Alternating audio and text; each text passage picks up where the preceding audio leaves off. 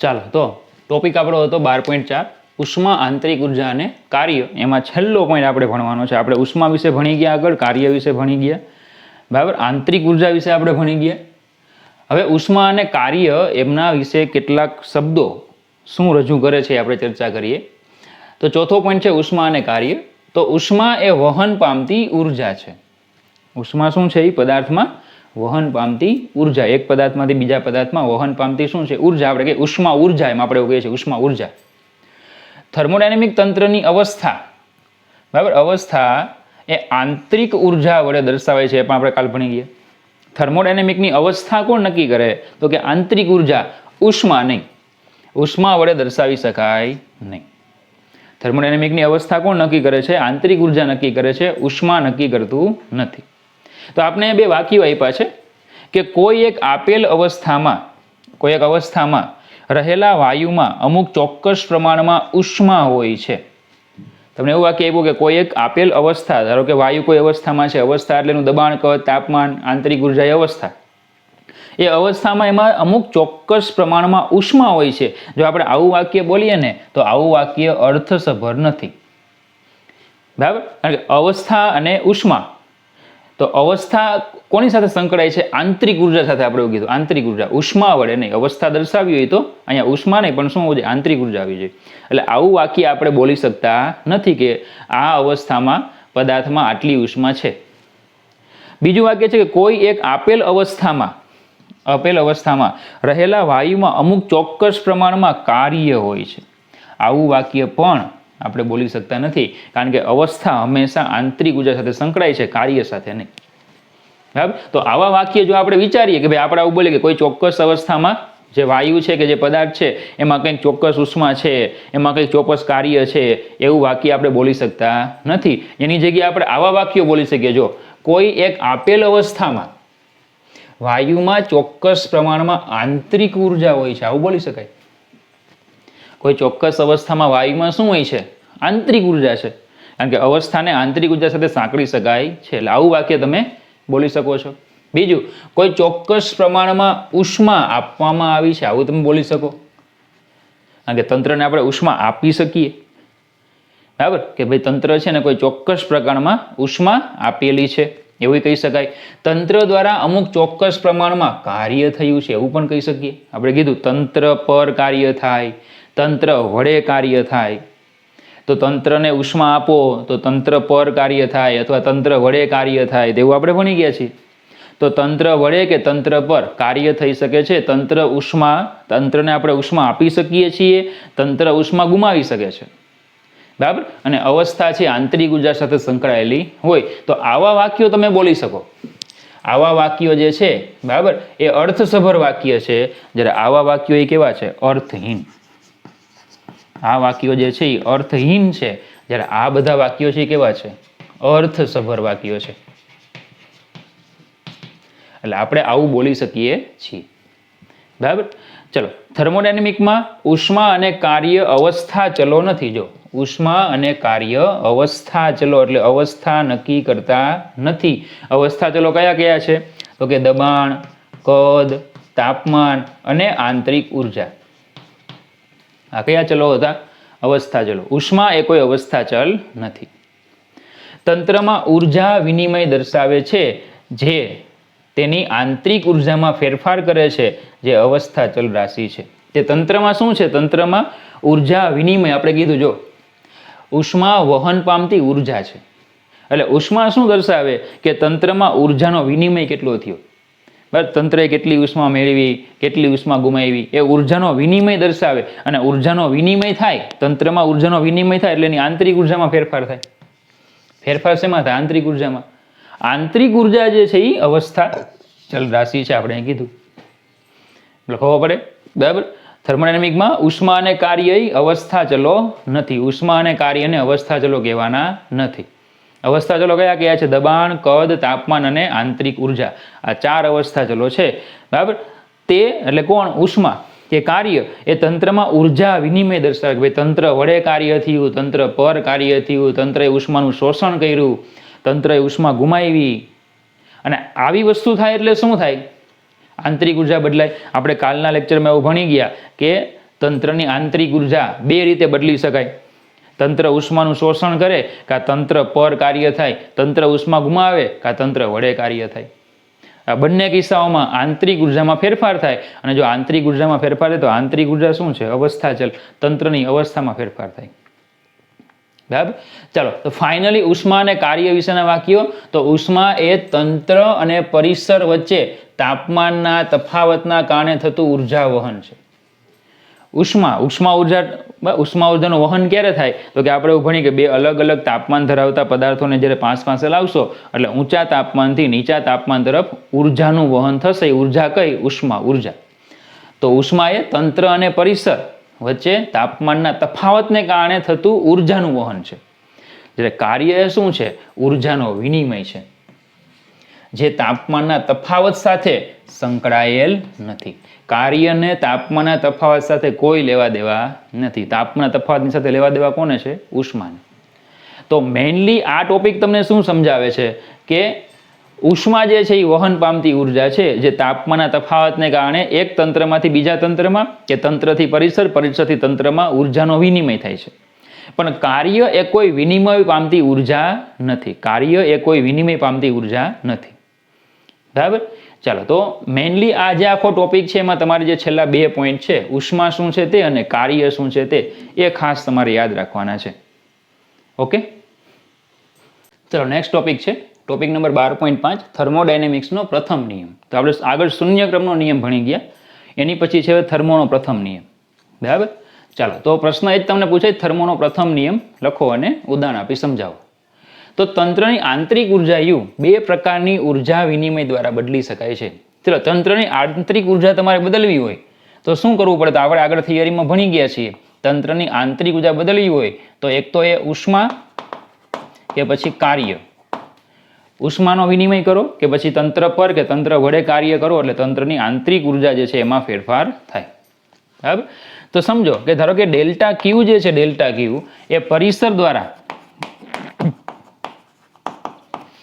દ્વારા તંત્રને આપવામાં આવેલી ઉર્જા હોય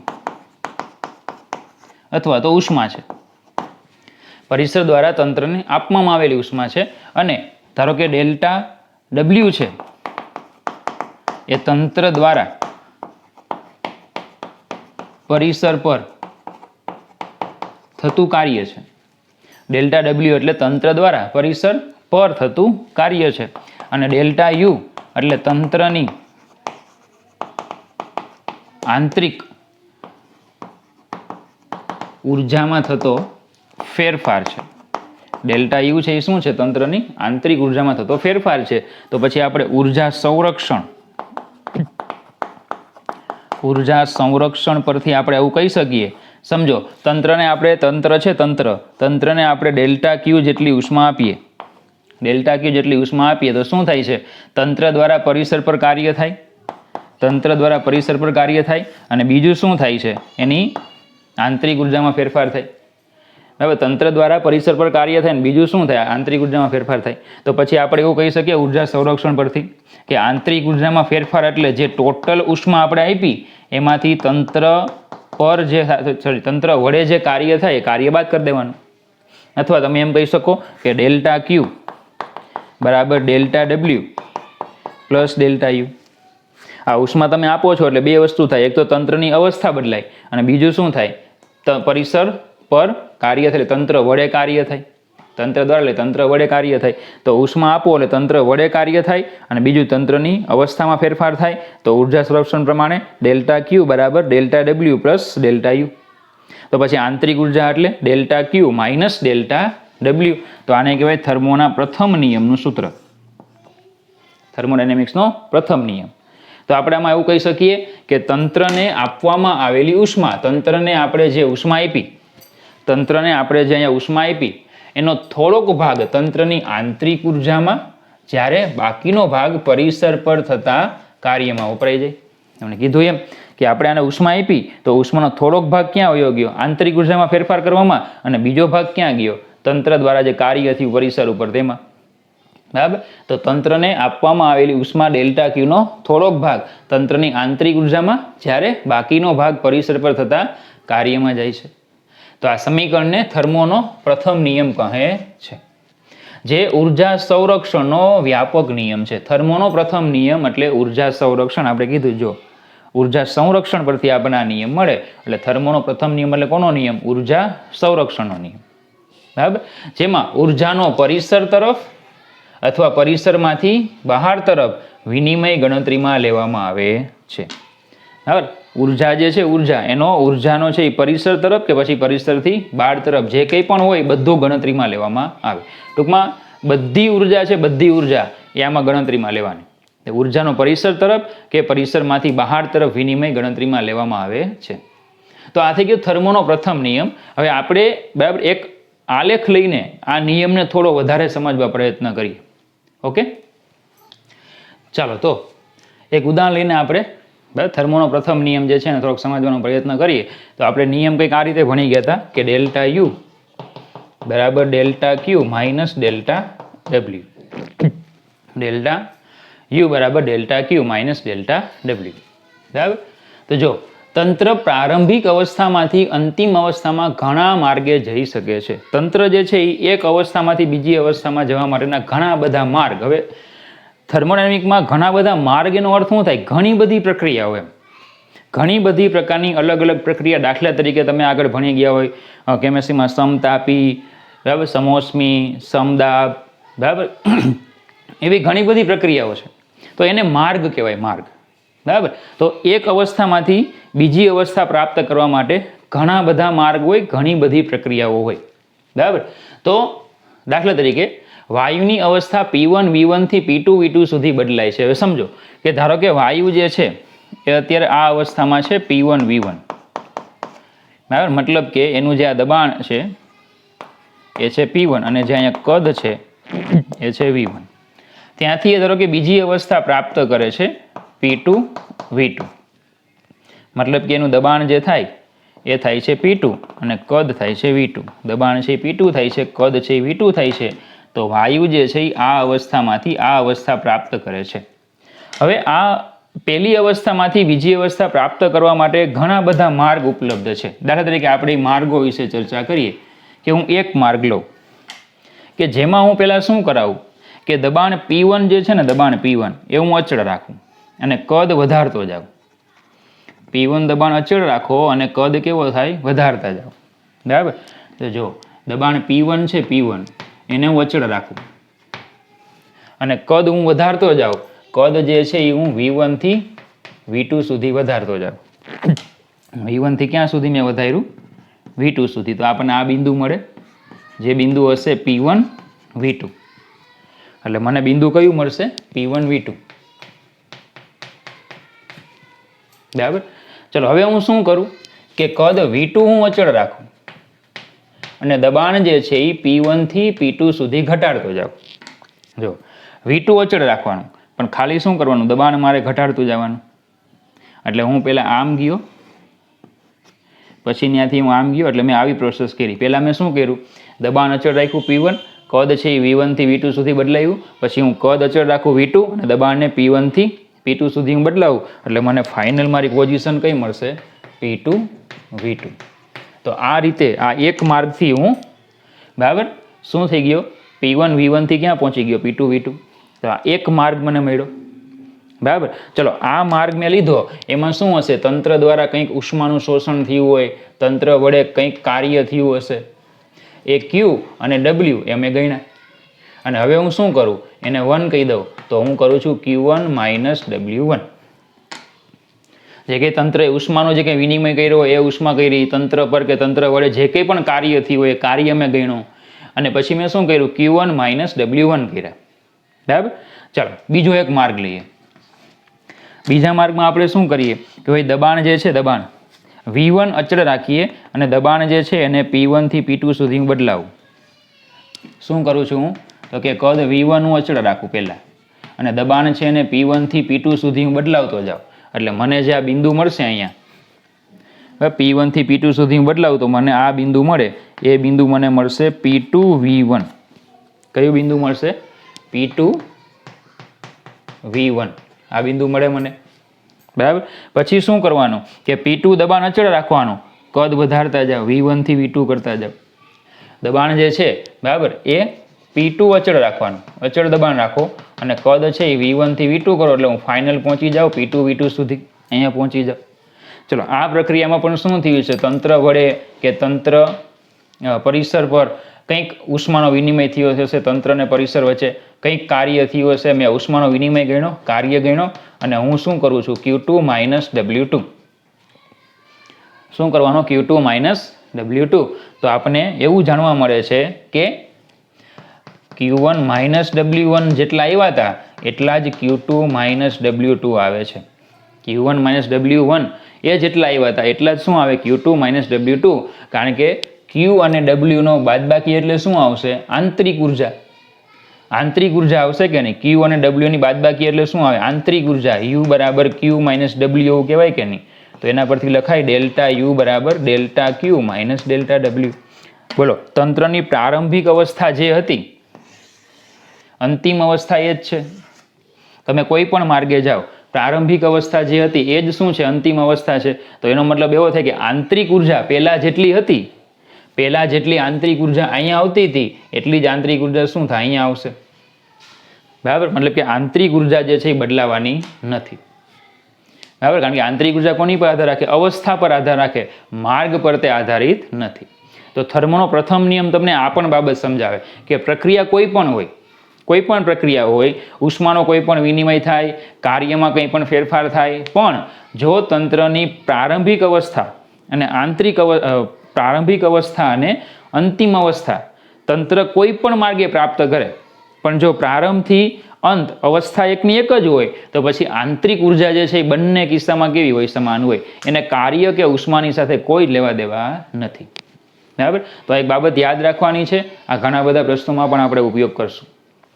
ચલો, બીજું છે કે U અવસ્થા ચલ હોવાથી ડેલ્ટા U ફક્ત પ્રારંભિક અને અંતિમ અવસ્થાઓ પર જ આધાર રાખે છે. કીધું એ જ તમને, ડેલ્ટા U છે બરાબર એ કોની પર આધાર રાખે, પ્રારંભિક અને અંતિમ અવસ્થાઓ પર. જો હું આ બિંદુ બદલી નાખું તો પછી એ ડેલ્ટા U બદલાશે.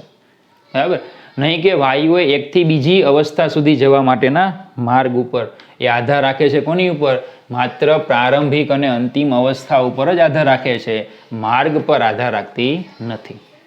બરાબર, ડેલ્ટા U છે એ કોની પર આધાર રાખે, પ્રારંભિક અને અંતિમ અવસ્થા ઉપર, માર્ગ ઉપર આધાર રાખે નહીં. ડેલ્ટા Q અને ડેલ્ટા W પ્રારંભથી અંતિમ અવસ્થાઓ સુધી જવા માટે લીધેલા માર્ગ ઉપર આધાર રાખે છે. ડેલ્ટા U અને ડેલ્ટા W એ બંને કોની પર આધાર રાખે, માર્ગ પર આધાર રાખે. દાખલા તરીકે એક સાદું ને સિમ્પલ તમને હું કહું કે જે તમારે યાદ પણ રાખવું જોઈએ કે P વિરુદ્ધ V ના આલેખનો ઢાળ કાર્ય આપે છે, સોરી માફ કરજો, ના આલેખનું ક્ષેત્રફળ મને કાર્ય આપે છે. કોઈ પણ આલેખનું ક્ષેત્રફળ એટલે બે ભૌતિક રાશિનો ગુણાકાર, P અને V નો ગુણાકાર. ચલો આનો એકમ લ્યો, દબાણ છે P એટલે દબાણ એટલે બળ ભાગ્યા ક્ષેત્રફળ, તો ન્યૂટન પર મીટર સ્ક્વેર, અને V એટલે કદ મીટર ક્યુબ, તો આ થઈ જાય ન્યૂટન ઇન્ટુ મીટર એટલે શું થઈ ગયું, જૂલ. તો P વિરુદ્ધ V ના આલેખનું ક્ષેત્રફળ મને શું આપે, કાર્ય આપે. તો જો પહેલી પ્રોસેસ જે આપણી થઈ, આ પહેલી પ્રોસેસ જે થઈ એમાં ક્ષેત્રફળ કેટલું હતું, જો આટલું હતું. પહેલી જે આપણે પ્રોસેસ કરી એમાં ક્ષેત્રફળ આટલું હતું એટલે કાર્ય આટલું થાય. બીજી પ્રોસેસ જે આપણે કરી બીજી એમાં ક્ષેત્રફળ કેટલું હતું, બોલો, પ્રોસેસ આ હતી તો ક્ષેત્રફળ બોલો એમાં આટલું હતું એટલે કાર્ય આટલું થાય. તો જો ચેક કરો, બંને કિસ્સાઓમાં કાર્ય કેવા છે, અલગ અલગ છે. અને બંને કિસ્સાઓમાં ઉષ્મા પણ કેવી હોય, અલગ અલગ હોય, પણ પ્રારંભિક અને અંતિમ અવસ્થાઓ સમાન હોવાથી બંને કિસ્સાઓમાં આંતરિક ઉર્જા સમાન થાય. બરાબર, ચલો, છતાં થર્મોનો પ્રથમ નિયમ પરથી એ સ્પષ્ટ છે કે delta Q minus delta W નું સંયોજન લીધેલા માર્ગથી સ્વતંત્ર છે. Delta Q minus delta W એટલે શું, ડેલ્ટા U. ડેલ્ટા U છે એ માર્ગ પર આધાર રાખતું નથી, માત્ર અવસ્થા પર આધાર રાખે. બરાબર, તો આ થઈ ગયો થર્મોનો પ્રથમ નિયમ. ઉદાહરણ આપીને સમજાવે એવું તમને પૂછાય તો આટલું તમારે લખવાનું હોય. બરાબર, ચાલો નેક્સ્ટ છે યાદ રાખો. હવે સમજો, અત્યાર સુધી આપણે બે ચેપ્ટરમાં જે કંઈ પણ ભણી ગયા, તમે જોયું કે એમાં નકરા લવારાઓ હતા, બરાબર. ખાલી એક બે વાક્યો ટોપિકમાં યાદ રાખવાના હતા. પણ અત્યાર સુધીનું ચેપ્ટર જેટલું પણ આપણે ભણી ગયા, બરાબર, એમાં MCQમાં તો બધું ગુજરાતી હતું, બરાબર. પણ ગણતરીવાળા પ્રશ્નો જે છે એના માટે તમારે આ યાદ રાખો તૈયાર કરવાનું છે, આખું અત્યાર સુધીના આખા ચેપ્ટરનું સારાંશ, બરાબર. અને કેટલીક એમાં બીજી બાબતો પણ આપી છે. ઓકે, તો જો યાદ રાખવામાં ખાસ યાદ રાખો જે છે એ ચેપ્ટરમાં સૌથી મહત્વનું છે, અને તમારી બરાબર આ બધા 6 પોઈન્ટ છે એ બરાબર તૈયાર કરવાના છે.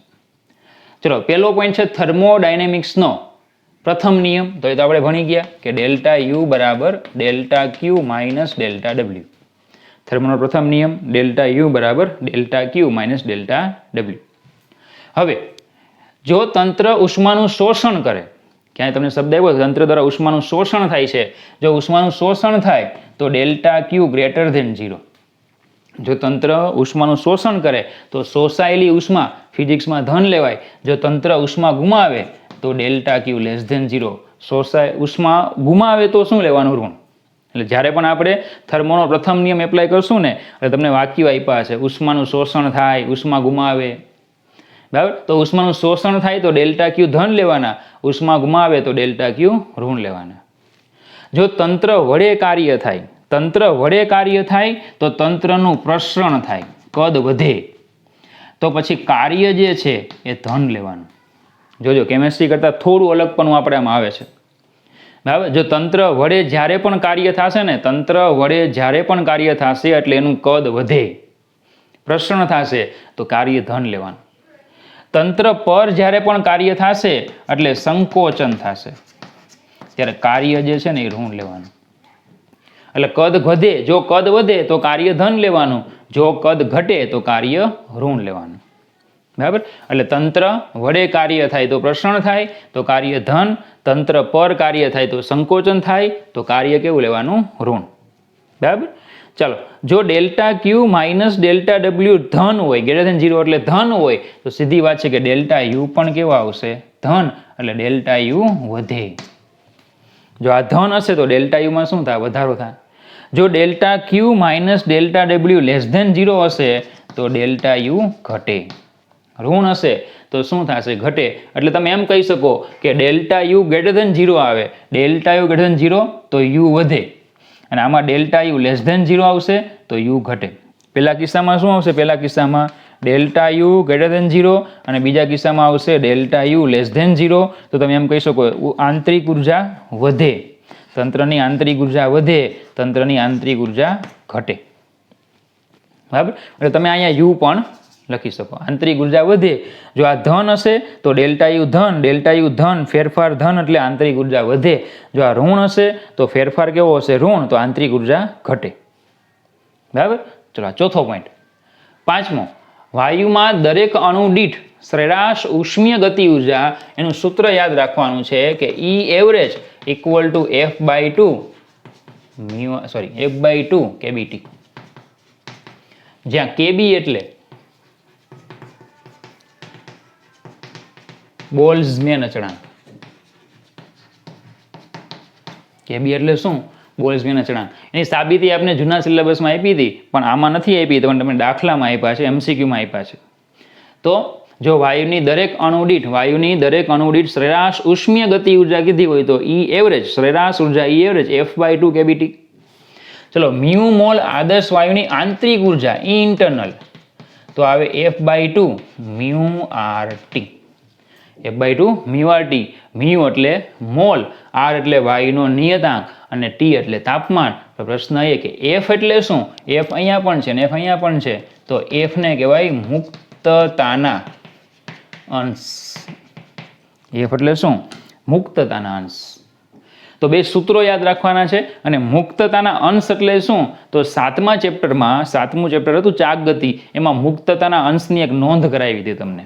7મા ચેપ્ટરમાં ચાક ગતિમાં મુક્તતાના અંશ વિશે નોંધ કરાવી હતી. યાદ નહીં હોય, ફરી પાછું મેં લઈ લીધું છે આમાં, કે આપેલ અણુ જેટલી સ્વતંત્ર પ્રકારની ગતિ ધરાવી શકે તેને વાયુતંત્રના મુક્તતાના અંશો કહેવાય.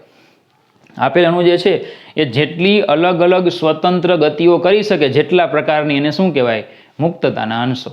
વાયુ જે છે એ જેટલી સ્વતંત્ર ગતિઓ કરી શકે જેટલા પ્રકારની એને કહેવાય એની મુક્તતાના અંશો. દાખલા તરીકે રેખીય ગતિ જે છે તો એમાં મુક્તતાના અંશો આવશે 3. રેખીય ગતિ થાય તો x અક્ષ ઉપર થઈ શકે, y અક્ષ ઉપર થઈ શકે, z અક્ષ ઉપર થઈ શકે, તો મુક્તતાના અંશો કેટલા છે? એના 3. બરાબર. ચાક ગતિ હોય તો એની સાથે સંકળાયેલા મુક્તતાના અંશો 2. કે ભાઈ ભ્રમણ થાય તો આ રીતે ભ્રમણ થઈ શકે, એને લંબ એટલે આમ ભ્રમણ થઈ શકે, મુક્તતાના અંશો કેટલા આવશે? 2. દોલિત ગતિ છે તો એમાં પણ મુક્તતાના અંશો 2.